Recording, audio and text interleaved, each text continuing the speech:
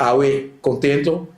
para junto com o colega Mervin vai atrás nos para anunciar com algo que o já nos vista casa nos grande na visa de com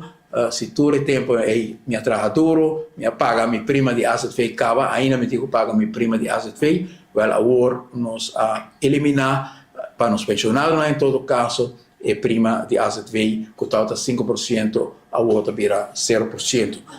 Para nós trata de grupo de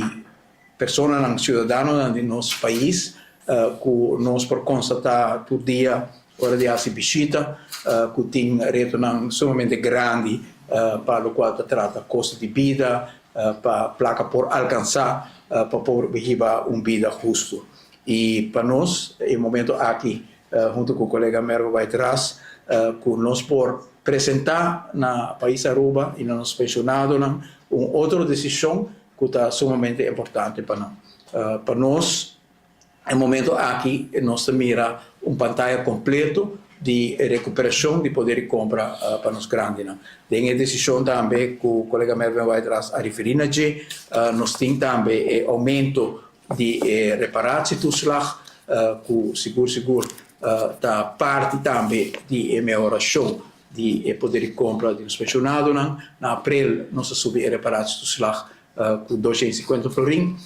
Na dezembro, nós subimos com 150 florim. E junto com o aumento de pensão general com 7,7%, para esse ano tem pensão completo e aumento está a trove arriba de 250 florim, que na total mais de 500 florim para nos pensionados solteiros e para nos pensionados na pareja está arriba de 900 florim de recuperação de poder de compra. Na nosso pueblo, nos pessoas não pensionado está adelanto de 5 para 0% para suma de 30.000 florins, então tem 30.000 florins como entrada, está logro muito grande para nosso pueblo, para